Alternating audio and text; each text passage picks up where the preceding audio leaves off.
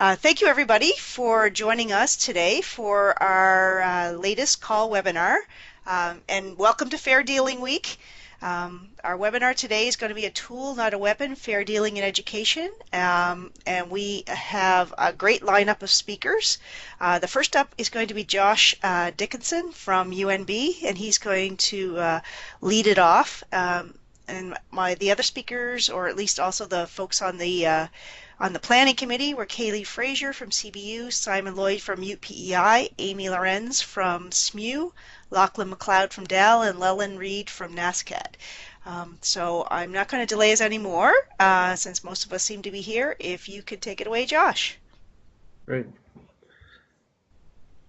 Thanks, Cynthia. Good morning, everybody.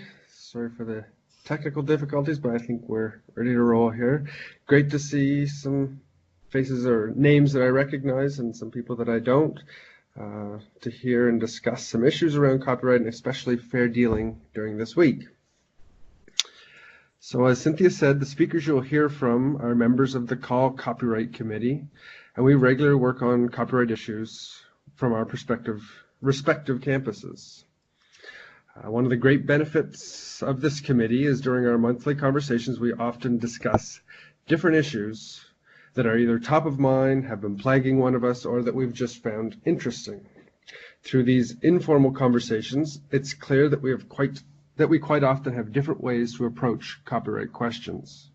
Every campus has different resources that are available, such as course packs, electronic reserves, vetted course management systems, copyright clearance staff and budgets, among other approaches. The different ways that we approach these questions makes the opportunity to discuss scenarios with each other that much more important.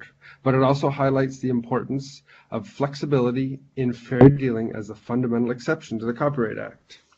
Education needs a flexible tool that will not only adapt to our individual campuses, but to the continually changing ways that we encourage our instructors and students to communicate.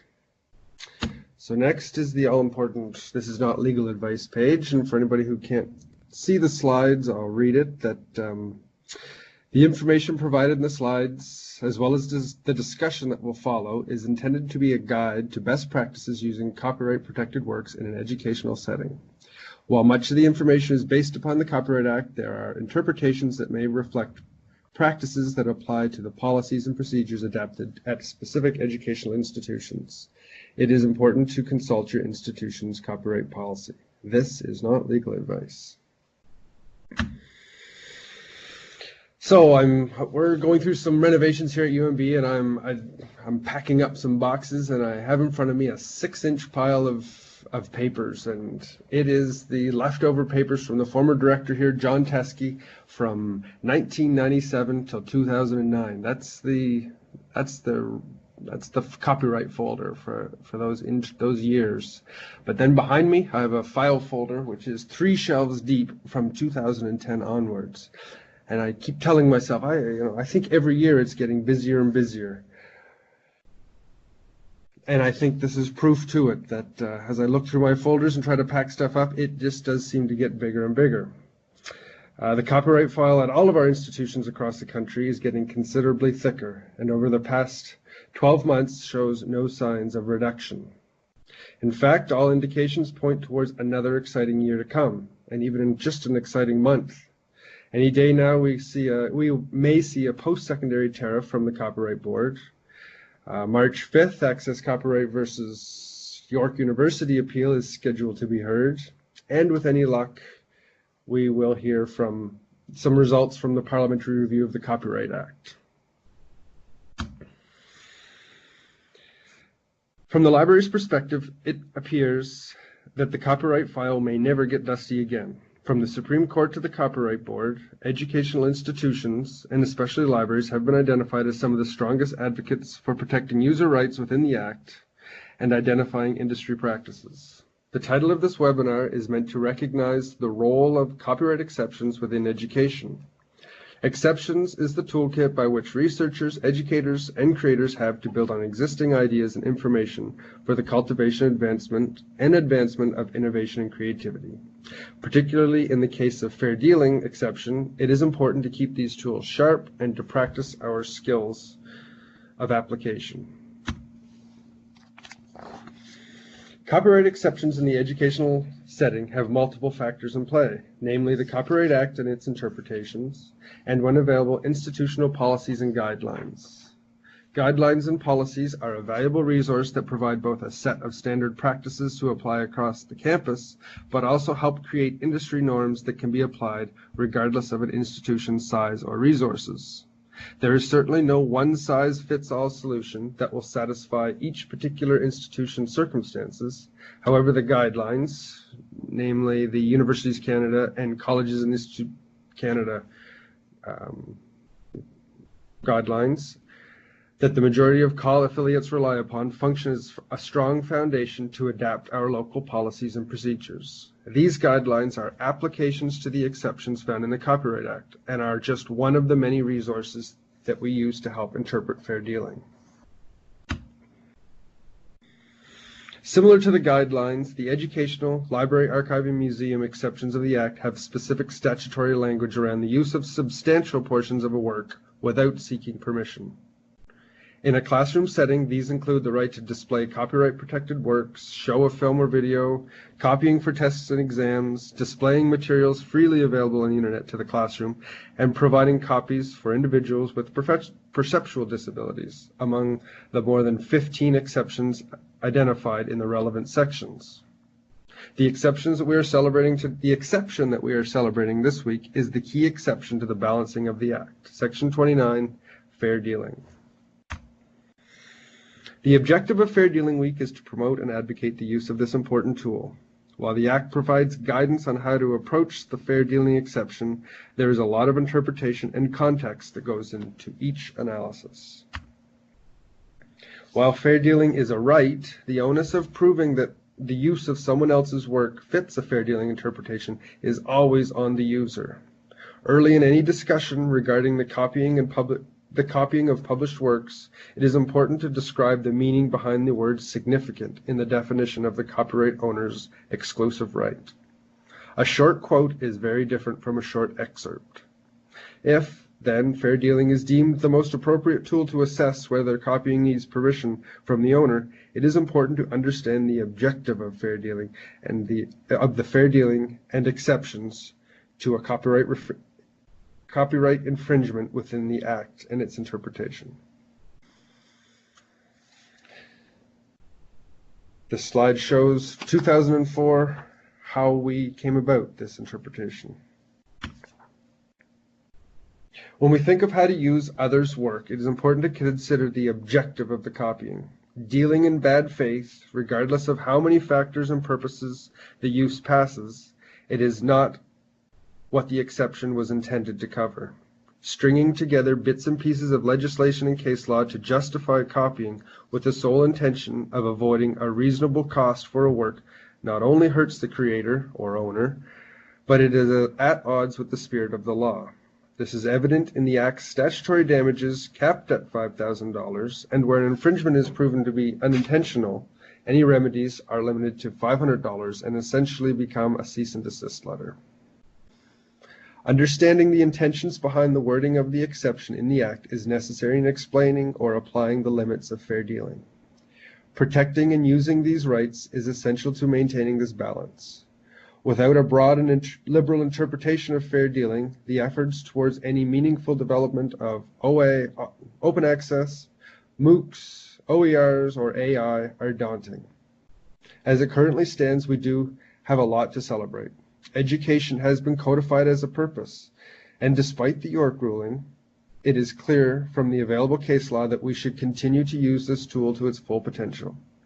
There are still problematic portions of the Act that threaten this balance, namely the provisions of the technological protection measures, or digital locks, that are written in a way that eliminates all of our user rights in a digital context. And depending on who you get your advice from, there still needs to be clarity on many issues such as contract override to better understand how to apply these rights that are granted in the Copyright Act in an increasingly licensed and digital content environment. I think we will all see the copyright file continue to grow over the coming years. In practical terms, The standard approach to fair dealing assessment is a combination of wording from the Act and the dominant interpretation from the Supreme Court of Canada. We've all seen the section of the Act for the purpose of research, private study, education, parody or satire, criticism and review, and news reporting. Fair dealing does not infringe copyright. However, we need to go to the interpretation of that to understand how to apply it. The speakers will go into these in a little bit more detail, but briefly, it's the purpose, the character, the amount, alternatives, nature, and the effect of the dealing to determine whether it's been an infringement or not. To illustrate the application of copyright rules, the 3 scenarios that are coming have been selected based on issues that have been identified by CAUL membership. To keep a standard approach to each of the scenarios, the presenters will follow a general approach. So long as the material being copied has triggered the threshold of analysis, a significant portion, and it does come from a legitimate copy, our first step that we're going to take is to identify the work. While so many of the questions that come our way follow a similar response, it is easy to get lost when a question falls outside of our normal thought process and workflows. And since we all come from different campus approaches and resources, we hope that it will help organize our approach to follow these simple steps to each question. First is to identify the work. They will fall into one of these categories. Then identify how it's going to be used. Once both the type and how it's going to be used is identified, the next step is to determine whether a license stipulates how the work can be used. It's also important to remember, as I mentioned earlier, how your institution stands on the issue of contract override. While experts provide strong evidence to indicate that exceptions in the Act should override terms of a contract and the conditions of use, it is not a matter of black and white, and it is important to know how your institution stands on this issue. And when no license applies, lastly, we're going to consider the exceptions in the Act, and today most often fair dealing. So without any further muddying of the water, the following scenarios will help us identify approaches to dealing with these questions and how other colleagues apply the all-important phrase, well, it depends.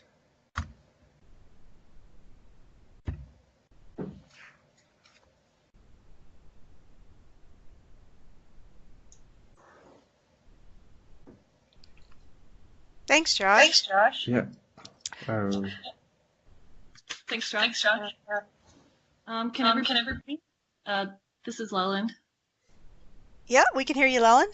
Okay, perfect.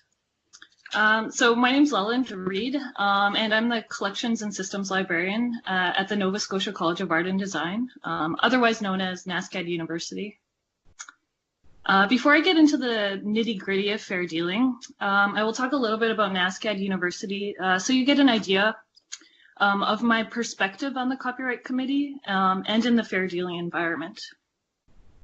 NSCAD is a small university with under 700 full-time undergraduate and graduate students in programs ranging from a Bachelor of Design, Bachelor of Arts in Art History, and Fine Arts, including painting and drawing, printmaking, craft, including textiles and jewelry, and expanded media programs. In addition to our undergraduate programs, NSCAD also has a Master of Fine Arts and Master of Design programs with specializations in all the areas I mentioned. The university is spread out over 3 campuses in downtown Halifax, with the library located at the Granville Street campus, just a few minutes walk from the Halifax Harbor. We are a small library, but extremely specialized. As you can imagine, we collect many different types of resources in many different formats, and like many other small universities, we don't have a copyright office. So myself and the other members of the small but mighty library team here, we are often the first point of contact for copyright questions here for faculty and students. So I'm really excited to talk to you today about fair dealing as it applies to audiovisual materials in an academic setting, and specifically DVDs in the classroom. As here at NSCAD, we have a DVD collection that has around 2,500 titles, ranging from feature films to documentaries and video art.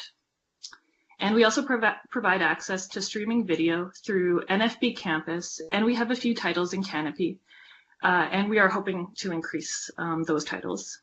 And all of these resources do get used in the classroom. So when the call first went out to the CAUL membership for questions for this webinar, the Copyright Committee was presented with the following question. We have the DVD, but the classroom doesn't have a DVD player. Can we legally rip an MP4 to give the faculty member just to play during class time that one time? I jumped on this question as it has a couple different and interesting layers we can explore in regards to fair dealing as it applies in the classroom and to instruction, and specifically in regards to the performance of an audiovisual work and the reproduction of audiovisual works. And with all this in mind, I thought this would be an extremely fitting question to discuss during Fair Dealing Week. So for this scenario, I'm going to talk about what we need to do to figure out if this request could be supported by fair dealing, guidelines and specific places we can reference in the Copyright Act to assist us in determining if the dealing is fair. And finally, I'm going to provide my own interpretation and conclusion of whether this dealing is fair. So let's dig in. The fair dealing provision in the Copyright Act permits use of a copyright protected work without permission from the copyright owner or the payment of copyright royalties. To qualify for fair dealing, 2 tests must be passed. So what is the purpose of the dealing? If it is for educational purposes, then the dealing passes this first test. Other acceptable purposes, as stated in the Copyright Act, are research, private study, criticism, review, news reporting, and satire or parody. Our question regarding the use of a DVD in the classroom falls within the education exception in fair dealing, so we pass this first test. The second and more trickier test that needs to be passed is that the dealing must be fair. So how do we determine if the dealing is fair? To do this, we want to consider and keep close in mind aspects of the dealing, such as the amount, so how much is being copied, the character of the dealing, so what is being done with the copy? Is it isolated to one time, or is it going to be repeated? And in this case, we know that the question was just for one time. We also want to consider if the copy is being distributed. Are there alternatives to the dealing? Is a copy necessary? And what other alternatives are there? And what is the nature of the work? And then we also want to consider what the effect of the dealing could have on the original work. So will the dealing compete with the market of the original work? And we can also look to specific places in the Copyright Act to guide us in determining if the dealing is fair for educational institutions. And specifically, there are sections of the Copyright Act that deal with the public performance as well as reproduction of a copyrighted work, and in our case, a DVD in educational institutions. So let's look more closely at these sections of the Copyright Act to determine if the dealing is fair. So Section 29.5 of the Copyright Act specifically deals with the public performance of a copyrighted work for educational purposes, and further specifically, cinematic works. 29.5 states that it is not an infringement of copyright for an educational institution or a person acting under its authority to do the following acts if they are done on the premises of an educational institution for educational or training purposes and not for profit before an audience consisting primarily of students of the educational institution, instructors acting under the authority of the educational institution, or any person who is directly responsible for setting a curriculum for the educational institution. And if we look to the last act, or D, of this section, we are provided with information that the following is non-infringing. So D states, the performance in public of a cinematographic work, as long as the work is not an infringing copy, or the person responsible for the performance has no reasonable grounds to believe that it is an infringing copy. So we know this university owns a DVD, and we will assume it's a non-infringing copy. And in the case where that university would be playing the DVD that it owns in its original format in the classroom, then the performance would fall under fair dealing. However, we also have to look at the other part of this question, which is an inquiry about reproduction. whether they can rip the DVD for use in the classroom. So we need to determine if this reproduction would be infringing. To determine if this copy would be infringing, we can look to Section 29.4 of the Copyright Act, which deals specifically with reproduction for instruction. Section 1 states, Section 1 of 29.4 states, it is not an infringement of copyright for an educational institution or a person acting under its authority for the purposes of education or training on its premises to reproduce a work or do any other necessary act in order to display it. So reproducing the work itself is fine. Okay, so we're good, right? Not quite. Section 3 of 29.4 mentions an exception to this. Except in the case of manual reproduction, the exemption from copyright infringement does not apply if the work or other subject matter is commercially available. And commercially available in the Copyright Act means in relation to a work or other subject matter. A, available on the Canadian market within a reasonable time and for a reasonable price and may be located with reasonable effort. Or B, for which a license to reproduce, perform in public, or communicate to the public by telecommunication is available from a collective society within a reasonable time and for a reasonable price and may be located with reasonable effort. So in this case, if there is a commercially available alternative, then this option should be sought out instead of fair dealing. Reasonable alternatives in this case could include a streaming copy or obtaining the permission to reproduce it from the copyright holder where that is reasonably possible. Another crucial consideration that needs to be talked about is digital locks, or technological protection measures, or TPMs. The Copyright Act prohibits the circumvention of digital locks, and fair dealing does not permit the circumvention of digital locks. So if you want to circumvent a digital lock to make a copy of a work, you first need to get the permission of the copyright holder. So in conclusion, is the dealing fair? In this specific case, where the fair dealing exception is being sought out, as there's no DVD player available to play a DVD that the institution owns, I would myself argue, and again, I want to stress that this is my personal interpretation, that this specific dealing would not be fair, as there are very reasonable alternatives that can be sought out. The technology to play DVDs is not obsolete, or at least not yet, and a DVD player could likely be reasonably obtained. Also, there may be a commercially available alternative to the dealing and format shift, such as a commercially available streaming copy, or reproduction rights could be obtained from the copyright holder.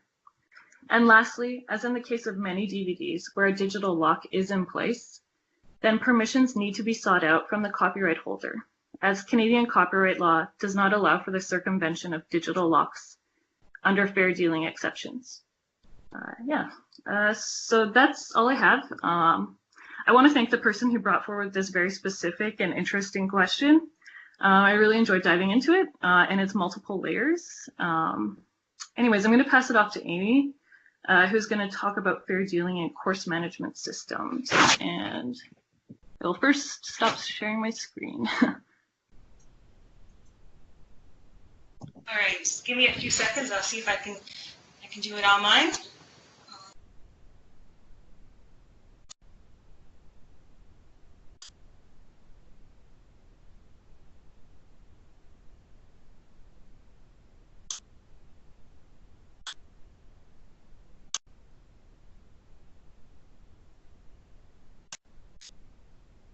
Can everyone see that?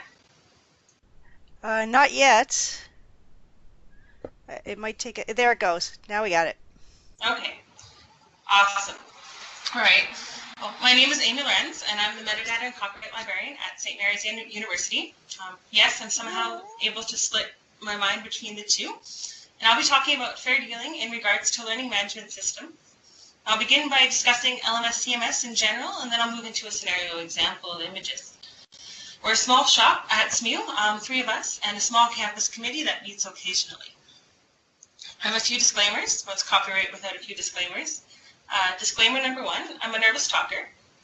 And I just got the heat working in my place again. So if I start talking fast or low, let me know. Disclaimer number 2, my talk has a lot of anecdotes. Sorry, not sorry. Oh, there's a message.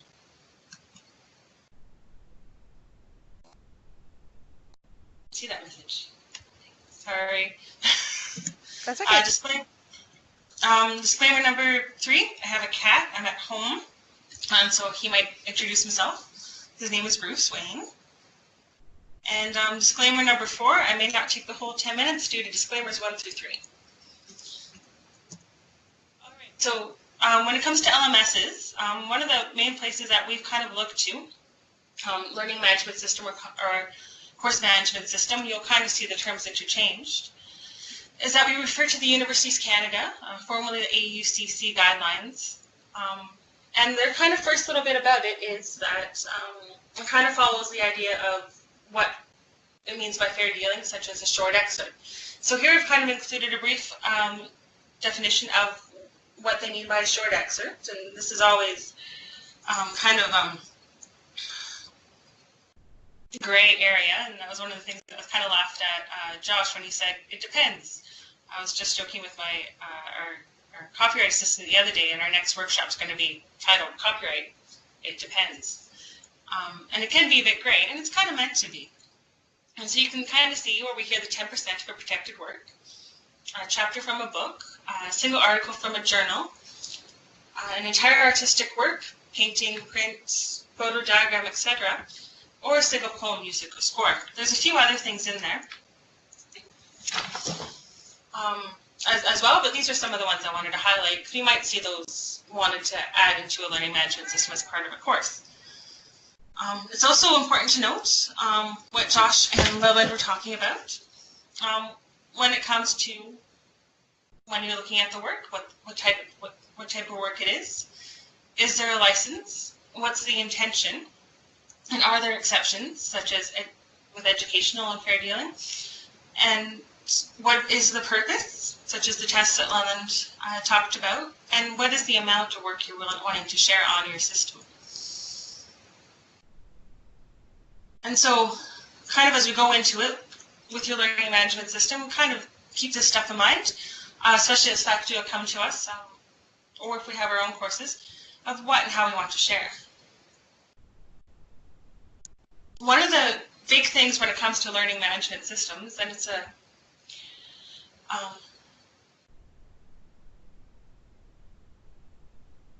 one thing that's really critical, you can see why this is important, is that there has to be safeguards. And so some of the safeguards that are outlined in the Universities Canada Learning Management System, and there are some PDFs, so I'm kind of referring to the one from 2013. And if you look at NASCAD's copyright guide, they do have them all linked there in PDFs, and I can share the links with everyone after. So it must be operated and managed by the university. It must be password protected, and only those registered for the class should have access to the content. And this is really important, as I kind of encountered in my previous workplace, is trying to get people using the LMS. They wanted to use their own websites. We had faculty using Dropbox. Anything but the new LMS. And one of the things to try and get adoption that we did at St. Mary's is that we actually had a copyright workshop in the fall this year with new faculty. And we partnered with the SAS lab. So our SAS lab is kind of the software and systems. And so they're the ones that will kind of teach faculty how to work Brightspace. And then we're the ones that will be there to help them navigate the copyright landscape with it. And I found that was a really good way to try and encourage adoption by showing them how to locate copyright information, how to talk to us, while at the same time showing them how to link to an article or add a PDF.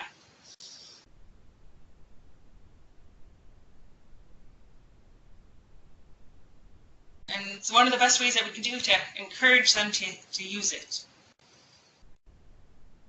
So my kind of scenario, and it's one thing that we did come across in this fall workshop, so you want to add an image to your learning management system course.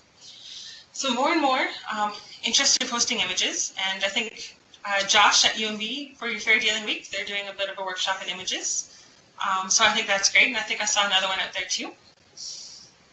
And one of the questions asked was about, in our workshop, was about using images. And I was able to show them a few places to search, such as Creative Commons site.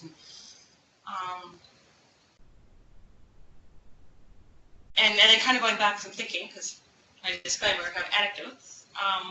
One of the first questions I had when I started in this position at SMU was one of the video editors who does some of the online classes for faculty, and so they're doing their video, and he had all these images from the faculty member. I had no idea where they came from, and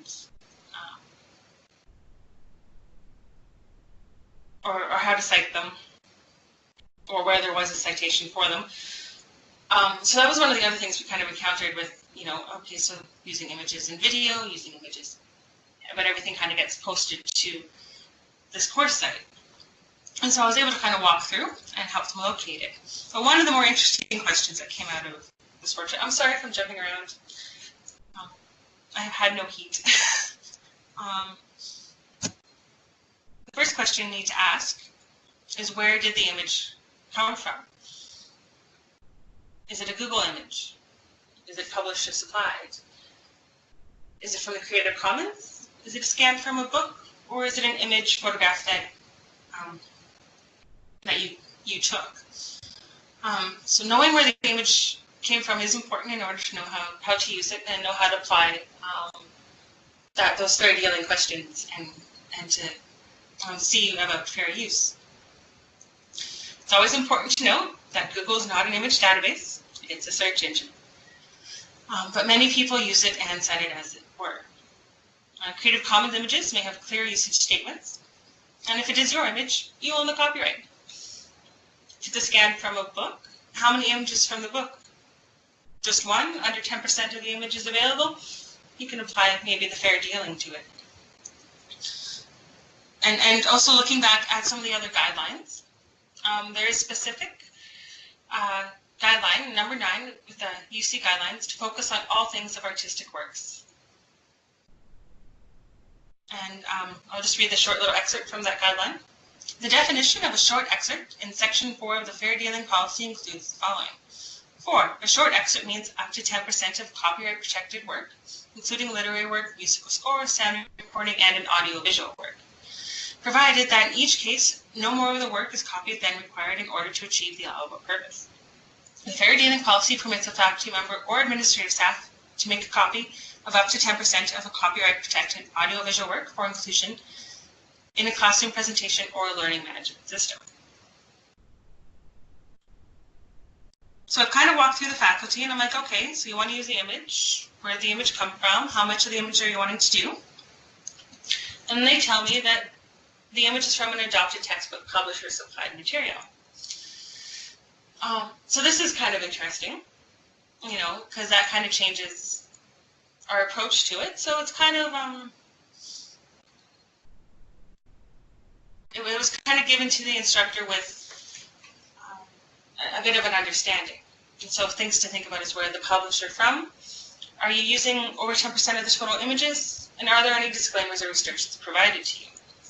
So we encountered this question from a new faculty member, part-time, and they had just had their contract signed 2 days before classes were to begin.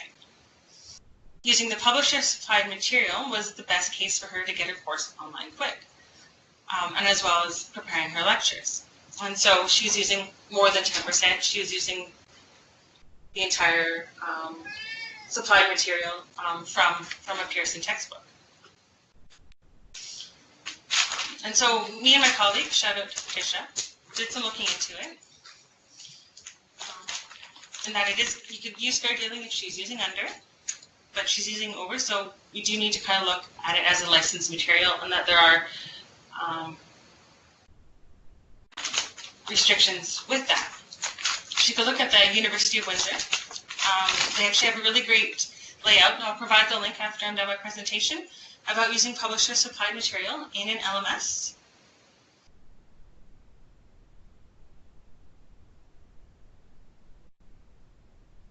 So some of the conditions that I found really interesting is that if you're using kind of within the fair dealing guidelines, you could print it out, put it in a course pack, handouts, but such the instructor who's using it all is fairly restricted to just being able to use it on the learning management system and not reproducing it for anything other than on exams or for lectures.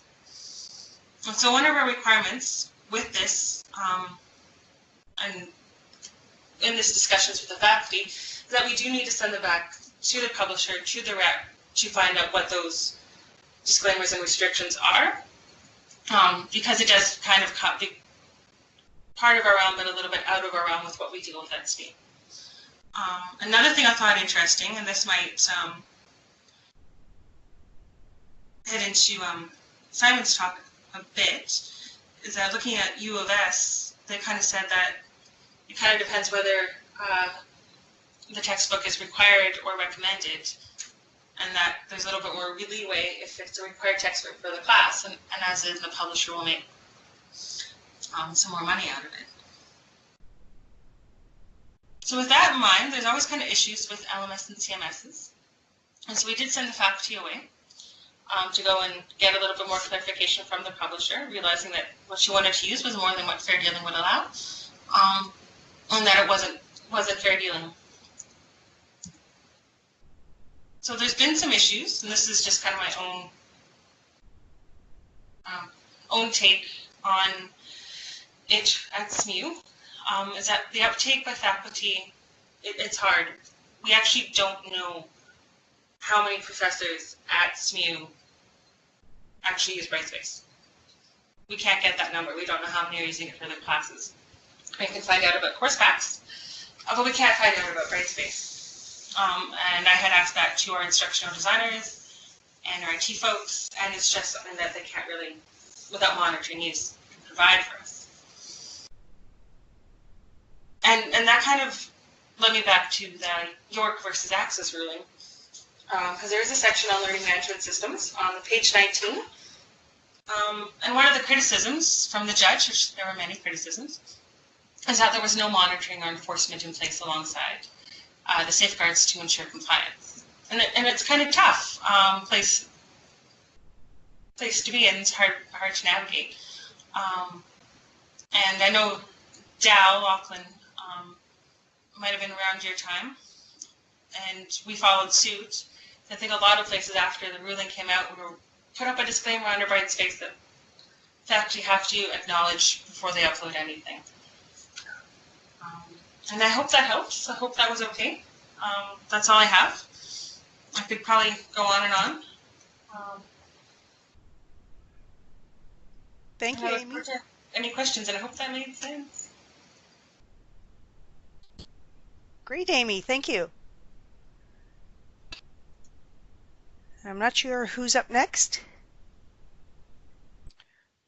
Good morning. That's me, Simon. Hopefully you can hear me all right.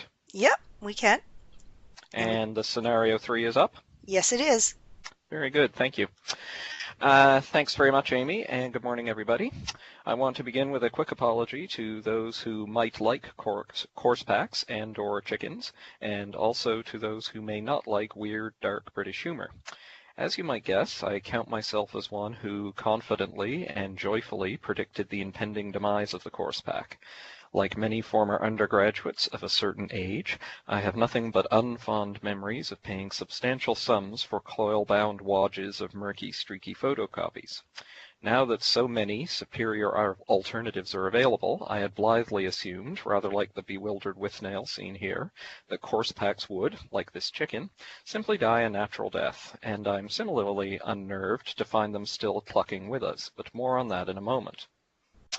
I'm not alone, of course, in predicting the demise of the course pack. A prominent recent example was the testimony of Alan Bell, well known in Canadian academic copyright circles, to the House of Commons Standing Committee on Industry, Science and Technology, which, as we know, was tasked with the 5-year review of the Copyright Act. His May 2018 comments, which were subsequently highlighted by Michael Geist, state the matter succinctly. And the money line there, as I've highlighted, of course, is selling photocopies to 19-year-olds is something that does not work today and certainly won't work tomorrow, quite. Another late-breaking development on the decline of course packs is the just-announced news seen here that Scholars Course Pack will be shutting up shop in a few months' time. Notwithstanding my sympathy for anyone out of a job as a result of this closure, I must admit to a measure of schadenfreude in this case, since this is the same outfit that energetically spammed faculty on many of our campuses, especially in the immediate aftermath of the Access Copyright v. York decision, joyfully proclaiming the death of fair dealing and advising professors that the only way to get readings in front of their students henceforth would be to send lots of lovely money to Scholars Course Pack. Happily, we can see that in this case at least, such tactics have met their just reward. These are just a couple of recent indicators, of course, and we could certainly point to many others if time allowed.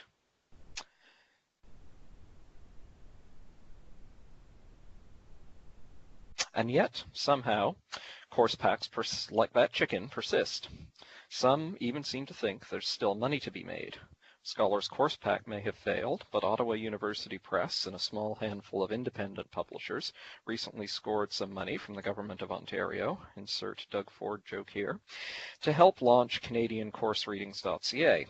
So far, our committee has not heard of this enterprise trying Scholars Course Pack type tactics, and it looks to be a very small operation thus far in any event, but we'd certainly be interested in hearing from anyone who knows more about what they're up to.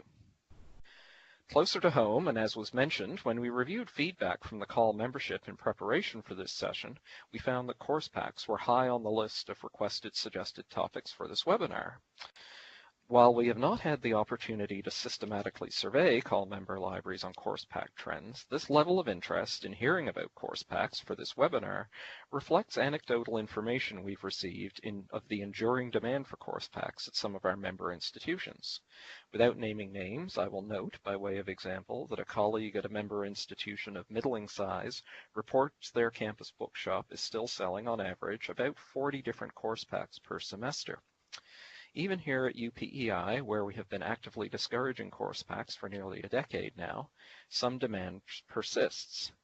And as an aside, I note that we have the good fortune here at UPEI that the university's central printing shop, which was generating nearly all course packs, is now housed in the library and reports to the university librarian.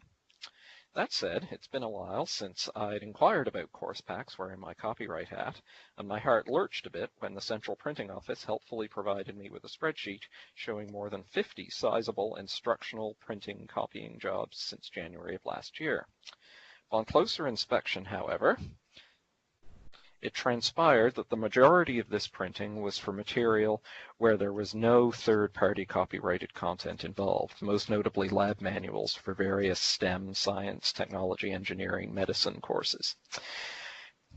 Looking at actual course packs, or readers, the numbers are dramatically lower, confirming previous reports that we received of, on average, about 1 to 2 course pack reader requests per semester.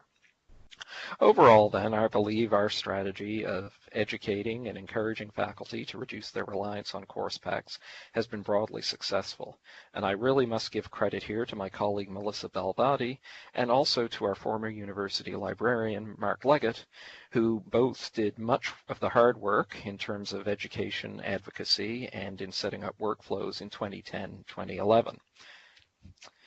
As you can see, this effort begins online. Search for information on course packs in the UPEI web environment, and you'll be directed to a series of pages providing information on alternative to course packs, including stable linking or file upload via eReserve, and/or the course management environment, which is Moodle here at UPEI.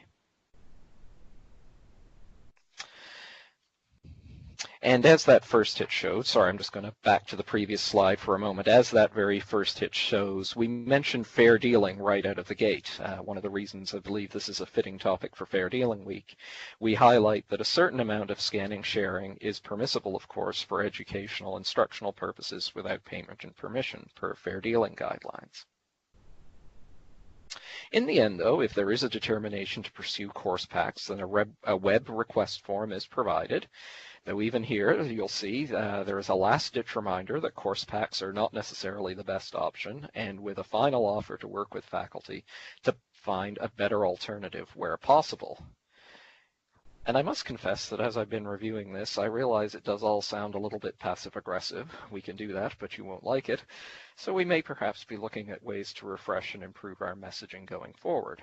And after all, there are scenarios where a course pack or something like it really is the only viable option.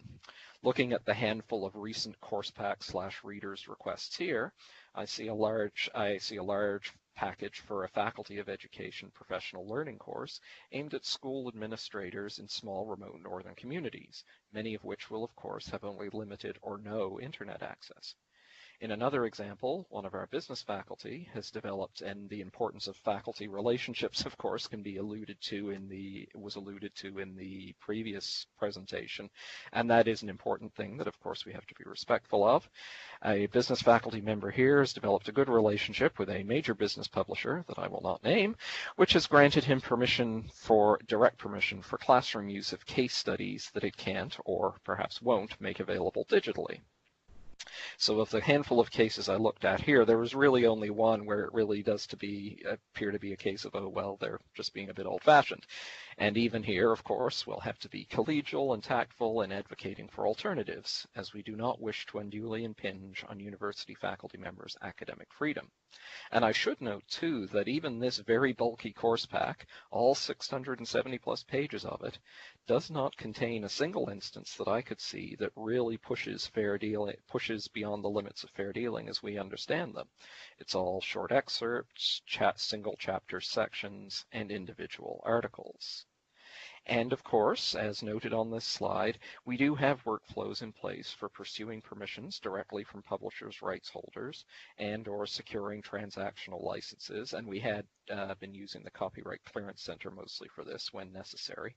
And we will be looking carefully at the transactional options that Access Copyright now purports to be offering, but as you can imagine, we're generally very wary of forming any kind of relationship with Access Copyright.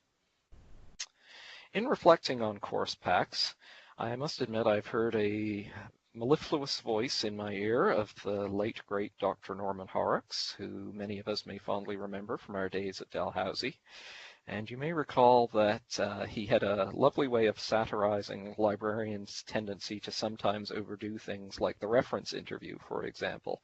And you would fall in your eagerness to provide what you thought was best for the patron, you would wind up telling them, no, that's not what you really want. And as I mentioned, when I review some of our direction and helpful suggestions on course packs, I do hear that voice sometimes.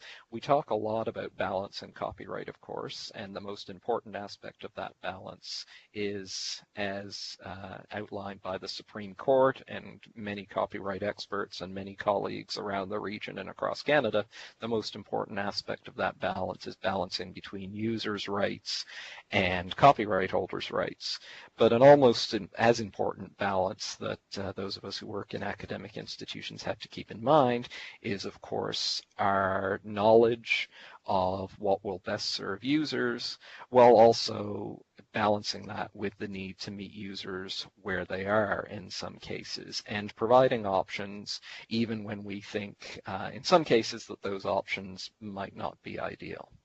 That being said, I do believe, and again, I really have to give full credit to other colleagues here for this, I do think we've enjoyed some success at UPEI with effectively discouraging course pack use in favor of better alternatives, most notably linking and/or file upload via the course management system and/or electronic reserve. Those are the main points I'd like to cover, and I do see that our time is drawing on, and we did want to allow a few minutes for questions, so I'll leave it there, and thank you very much for your time and attention. Thank you, Simon. So this is a time when anybody who's in attendance can ask questions or make comments. Please, you can unmute yourself if you want to speak verbally, or you can put their questions in the chat. But please feel free to ask away.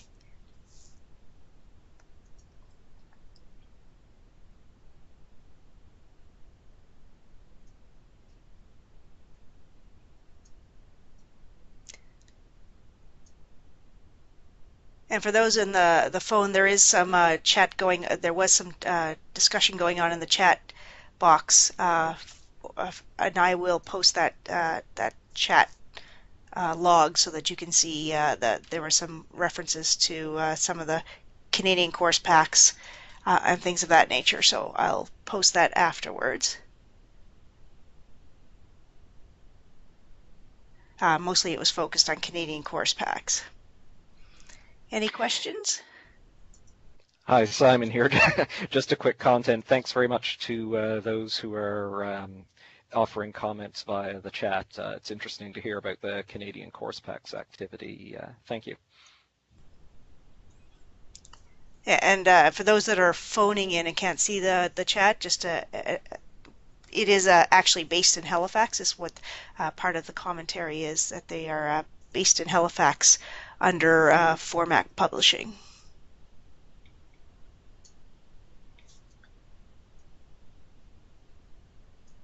Any questions for any of our presenters? And you can always, we will be posting these to the CAUL website, all of the video recording and the slide decks, and you can also follow up with any of our speakers today if you have any questions that you would like to contact them about online, or excuse me, offline. And I'd like to thank all of our speakers, Josh, Amy, Leland, and Simon, and I know I'm missing somebody. I think I got to all though. But I would like to thank all of you today for speaking today and sharing your knowledge and experience with us. It's been very helpful. Mostly, not all of us are at the same level of expertise, so it's always useful to get that perspective, those ideas, and especially the practical examples that can help us. For those of us that learn by example, they were very helpful today to helping us learn more about Canadian copyright, fair dealing, and how it applies. And that's all I have to say today. So if any, like I said, if anybody has any questions, they will be, I'll post everything online, and you can follow up and look at this again if you want to refresh your memory. Thank you very much, everybody.